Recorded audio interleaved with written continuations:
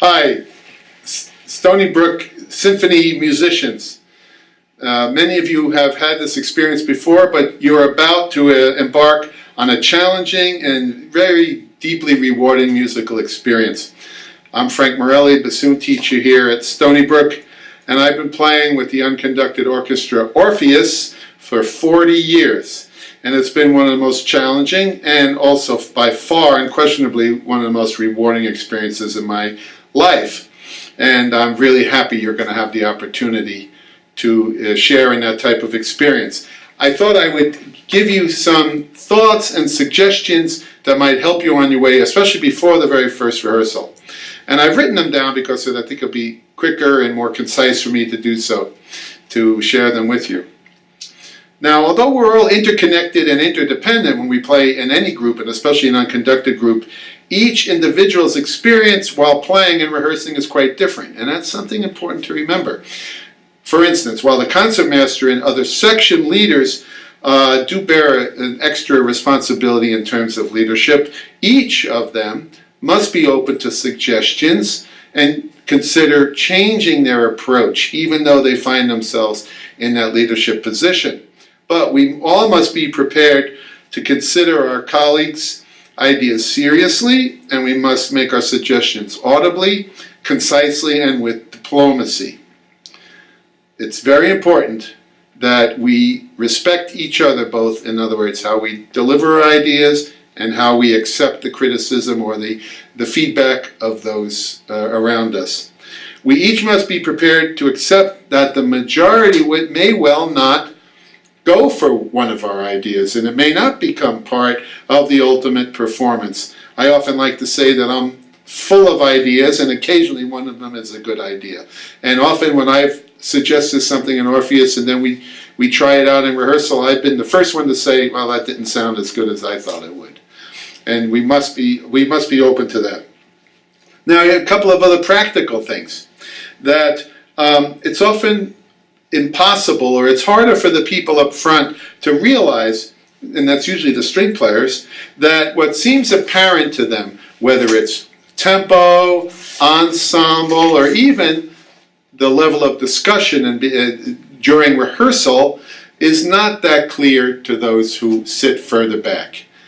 And so that's important. And therefore, the people up front, the concertmaster and other leaders in each of the string sections must remember that physical leadership is essential for a unified ensemble and interpretation.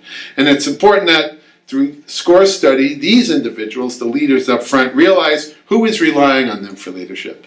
However, at the same time, those of us further back, and being a bassoonist, that would be me in that situation, we must prepare before the first rehearsal to know with whom we are collaborating, who we might be playing with. In the case of the bassoon, that certain entrants will be with the cellos, or that the concertmaster will be leading us all at a certain moment. And if necessary, I need to request from those people up front to help us out in the back with some better physical leadership or cueing. So it goes both ways, and it's important that we, those of us in the back, take responsibility as well. And one other thing about responsibility, the quality of this performance is totally up to you. There's no conductor there making you do this. And even those of us who will be around at rehearsal, I often like to think of when I'm coaching an unconducted group, it's my goal to be as if I were visiting the Galapagos. I want to observe the ecosystem, but I don't want to tread upon it. You should be the ones developing your interpretation. And those of us who are more experienced that come along to help should help you more try to develop your ideas than to coach you in such a way as we might in some other chamber music situations where we actually tell you what to do. I sincerely would want this to be your performance and not mine. Now, some practical tips, which we'll get into a little in a few moments when I'm going to show you some parts and a score. It's important to study the score horizontally, in other words, how a piece is going, but especially in an unconducted situation, to study the score vertically, to scan the score from top to bottom, bottom to top, to see what is going on, who is carrying the ball, you might say, at any given time. The scores have been made available to you online. You have the link for that. I'm not going to tell you, but I know that you are able to get to these scores in advance. That's how Orpheus does it. We have online scores, and then at rehearsal, multiple copies, which I know will be available for you to study during and between rehearsals. As I said, by studying the score vertically, it's possible to see who's carrying the ball at any moment. This is essential in establishing unity of ensemble and interpretation, and to ensure that we don't get lost. The moments that I find one needs the part to be clarified with marking the most are at group entrances. That's pretty obvious, like who starts the piece, who starts the movement, or certainly who brings us back in, say, after a grand pause or fermata. Also during or after longer rests. When one has several bars rest in one's part, that's a moment where things can get away from you. Some pieces it's quite obvious. The motor is running, so to speak, say within the strings, the interior strings in a Mozart or Haydn symphony. But there are other times when it's not too clear and one can be thrown off. So that's important. And similar to having a long rest, if you're holding out a note, one note, for a longer period of time, it can be the same situation as counting rests, where it becomes unclear as in terms of the moving lines where we are within a measure or what beat we're on. So I would like to show you now, using a couple of parts and the Hinastera score, just a few ideas of how you might go about this. And let me say before we do that, because that'll be the end of my little diatribe to you, that the skills I'm sharing are pretty universal, and this type of preparation would be appropriate whether you were playing a duet, a quartet, or quintet in a chamber orchestra situation such as the one we will be doing here, or even in a larger ensemble, whether it be on the stage or certainly in the pit, especially the opera pit. So, and of course contemporary works where things get a little more difficult in terms of meter changes, etc., also would always profit from this type of preparation. So here's some scores. Here's a score in some parts. I'll show you just a few types of markings that I tend to like to add.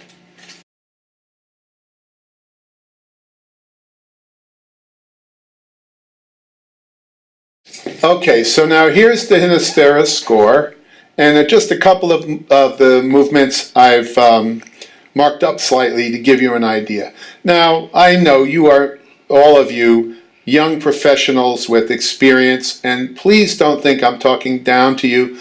I've got 40 years of experience with Orpheus. I played 27 years at the New York City Opera. I've been the first bassoon of the American Composers Orchestra since the first concert. And in all those different situations, cueing in parts, marking parts has been essential. And so perhaps I've learned a few things that might be helpful to you. So here's variation 3 of the Hinastera. This particular one starts with the winds. And as you can see, the flute and clarinet and in a piccolo have the moving lines. So depending on how you're sitting, either the clarinet or the flute or the two together are going to have to bring everybody in. And the brass have to realize that, the horns, trumpet, and trombone have to realize that they're looking to the winds for that leadership. And of course the winds have to realize they have to bring their colleagues along with them. And that'll work for the first two moments. Again, like the brass need to know the lower brass, the trumpet and trombone, as well as bassoon and oboe, that the other winds are sustaining that first note, the first fermata, the second beat of the first bar. And this is all you need to know this before you play it the first time. And of course the same is true for the second bar. In the third bar, the winds are out, and the second violin is going to be bringing us in, right? Bringing in the second violin will be bringing in viola, cello, and bass, and then the winds will rejoin. All right, now a lot went on for about 5 seconds of music. Then we go on to number 7, and here you have the engine will be running in the viola, but I can assure you from the back it's not always clear to us once it gets started where you are within the beat. But we should also know, for instance, that there is that pizz on the downbeat. For the only other person playing along with the strings is the first horn. So the first horn has to realize that he or she will be getting the entrance in combination with, it might be the first violin or viola, which whoever is decided amongst you would be the best person to get us, started again at number 7. And then another spot to be aware of will be in the strings in the next bar where the, or 2 bars later, where the bass and cello come in on the downbeat. And that needs to be synchronized with the viola. And then that obviously continues through with the flute, the clarinet, violin 2, and viola moving on the 3rd beat of the bar. Again, the strings should realize they have to be bringing the clarinet along with them. Clarinetist has to know where to be looking for a unified, to get the most unified approach. And this kind of thing continues. You see here, right before rehearsal 8, a similar situation as we saw a few bars earlier. Then we get to rehearsal 8. Again, the viola is still continuing with their, you might say, the motor running more or less. And it's very important that the flute, along with violin 1 and violin 2, really are synchronized to get started. This is often a little bit of a tricky spot. And then, so I'm saying here it's synchronized, and perhaps it's the violin. Also, the way we sit, the violinist will probably be on the outside, as is traditionally the case. Perhaps the cello will also be on the outside, facing the first violin. Again, very traditional setup. So the principal cello and the concertmaster are the two who are best situated to look back into the wind section. So the flute, it may be that the flute wants to indicate, because here we see, this is another very important thing that I often like to mark in my part. No one is playing on the last beat of the bar before 8. So we know after this, well, actually I lied. The viola is continuing with that da-da-da-da-da. The motor is running, but there's no other voice, and then we all have to synchronize at 8. That's a clearer way to state that. Now, as we get, my point was that the violin, first violin especially, and first cello are the ones who can, you might say, sometimes we say we lead together. So you might say the flute and first violin are both sort of leading by looking at each other, but obviously, basically, most of the orchestra is going to be aware of the first violin because the flute will be behind them. Similar thing at rehearsal 9. Here I've written it again, lead. The first violin has to know that when the violin here, this is before 10, about 4 or 5 bars, when you go to the da-da-da-da-da-da-da-da-da-da, that you have to be bringing along the clarinets, and as I even wrote with an arrow pointing down there as to just to help show that the clarinets have to know this is where they also have to be looking. And then here I've written a sync for synchronize, that the idea that the viola is again coming in, starting with a different type of motor running, in this case an ostinato, has to be aware of, they have to be aware of the flute. At 11 I wrote lead for the principal violin, for the first violin, because the things will be continuing in the flute, violin 2 and viola, but the whole band is coming in at 11. It's probably wise for us all to be focusing in on the front of the ensemble to the principal violin, concertmaster, to make sure we have a real unanimity of purpose. Here too, after 12, in the pizzicato, that's so important that it's going to line up well with the flute. And then, and violin, well, it actually starts with viola, and then violin 1 comes in.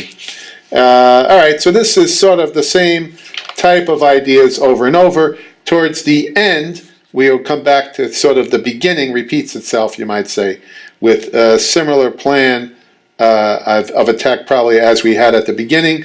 And one other little thing I wrote in here about the timpani. That the timpani, and how that should be lining up with the strings, upper strings. And again, it's a mutual responsibility. It's important that the concertmaster and even the other strings be showing physical leadership up front, and perhaps the concertmaster and timpanist, depending on where the timpanist is, might well be looking at each other. Now here we are at variation 6, a much freer, slower variation. This is oboe and bassoon variation, obviously near and dear to me. So the oboe and bassoon have to be aware that the strings will be entering on each big beat, developing that, 4 notes playing, and then the oboe will start up and the bassoon follows. So they're in canon. And the strings, like I write here, lead.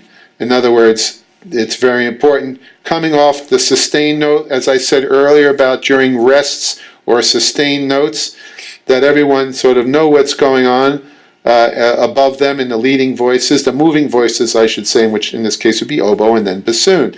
And that it's with the help especially of the concertmaster and everyone using their ears to really be absolutely unified with the winds as they continue their line. And then that continues along. I won't belabor the point. One thing to know, for instance, after 42, you'll notice everyone else is out. The bass will be the only instrument sustaining to the end of the bar. And that's important to know. Everyone is out. There's no moving voice once we get to the second beat of the bar before 43, as it turns out. 43 is on the next page. Here we kind of just reverse things. We have those 4 beats that the strings each enter in such a beautiful way, and in this case the bassoon now leads in terms of this sort of imitative writing.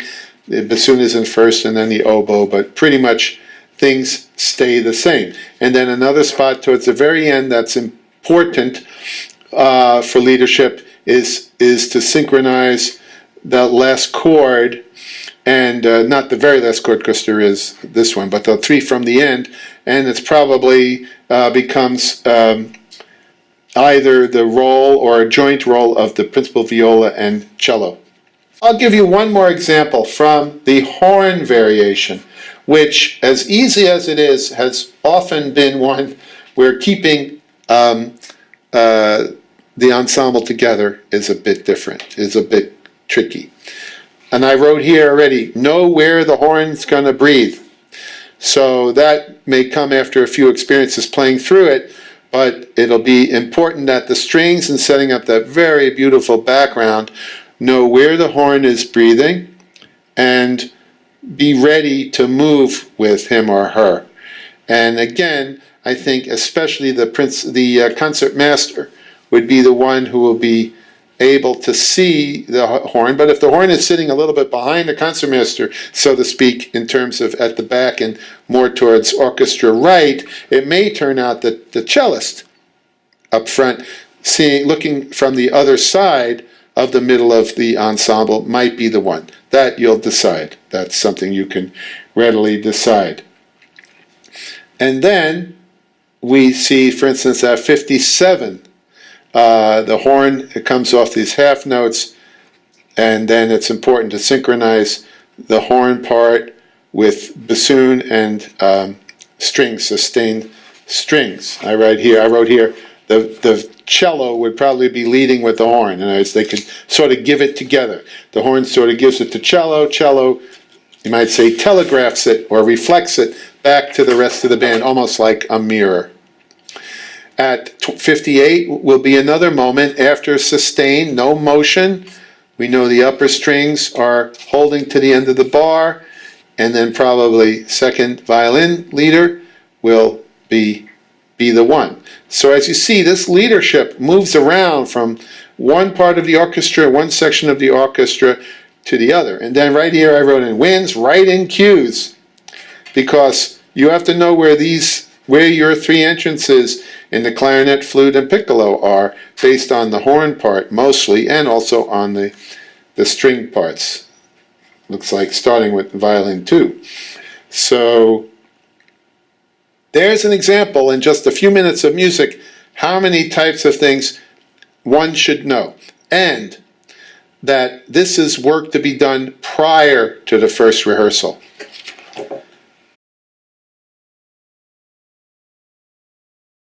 Before I show you a couple of movements that I marked in the Hinastera part, I just wanted to show you an example that I've often used when introducing the concept of preparing to play in an unconducted orchestra, and it's the Carter Clarinet Concerto, which we played with Orpheus and the great Charles Neidig without a conductor. And let me tell you, that was quite a job.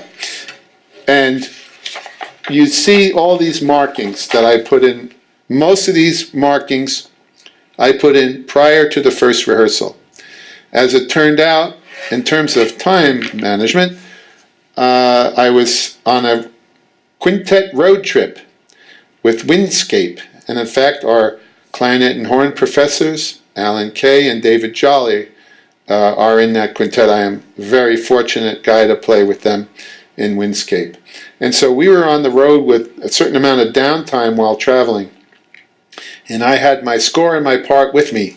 And without exaggeration, I would say I spent about 7 hours marking my part prior to the first rehearsal. And the reason I did, or I could say I'm glad I did, because I can assure you I would have had no idea whether I was in the right place or not, let alone to try to create interpretation by understanding how a combination of parts led to certain types of phrasing or rhythms. Now, in the Variation Concertante, in the bassoon part, where we have a lot of downtime at the beginning, we all know it's going to start with cello and harp. And then I wrote here, just to keep myself sort of awake and aware, that the strings will be coming in at number 3, which is at the end of the theme, and the interlude starts. So, and then, as we get to this was a movement I showed you in the score. Here I know flute and clarinet are leading us. That's that bo-da-da-dee-da, right? And then the violin, flute and clarinet. Then violin, and then just to know, I know after 2 bars, I sort of divided the 6 bars in half, or not in half, but into sections, and indicating, this way I like to do it. Other people have different ways of writing the numbers. The violin comes in right away at the top, at 7, the concertmaster, and then cello and contrabass in the 3rd bar. Flute returns there. Flute returns at 9. So I know that I can be counting, but also being aware musically of what's going on. Then as the flute comes to the end, it's good to know what the flute has, but I've also written that the strings, the cello bass, actually, which is often important for the bassoon player, have a pickup 8th into a downbeat 8th, and then I play. That should be known before the first rehearsal. I follow that with saying I know the violas come in 4 before 11. Here I've written with cello and bass. Often the case, again, like I say, for a bassoon player. And so I will be looking to them, and if for any reason I'm unclear, when we stop to rehearse, I'll call up to my colleagues up front and say, hey, can you help me out at number 11? Be aware that I'm joining you there. And of course they'll say, of course they will. And then we go on like that, some returning to music we already had. I did not do this variation. Now here's that same variation for oboe and bassoon that I showed you. And I've reminded myself, especially for the first rehearsals where I don't know the piece so well, you can say ultimately, do you really need that? Well, maybe I ultimately would not really need that, but maybe I need it for the first rehearsal. So we don't waste time and I feel secure. Let me tell you that with Orpheus, even with a piece we haven't played before, we start the first rehearsal by reading a movement. It's not about, all right, who starts this and where am I? No, it's your job to come to the first rehearsal, even of a new piece of repertoire to the group, ready to read movement down. That's it. So if you ever have fortunate enough to be asked to play with us, you better come prepared.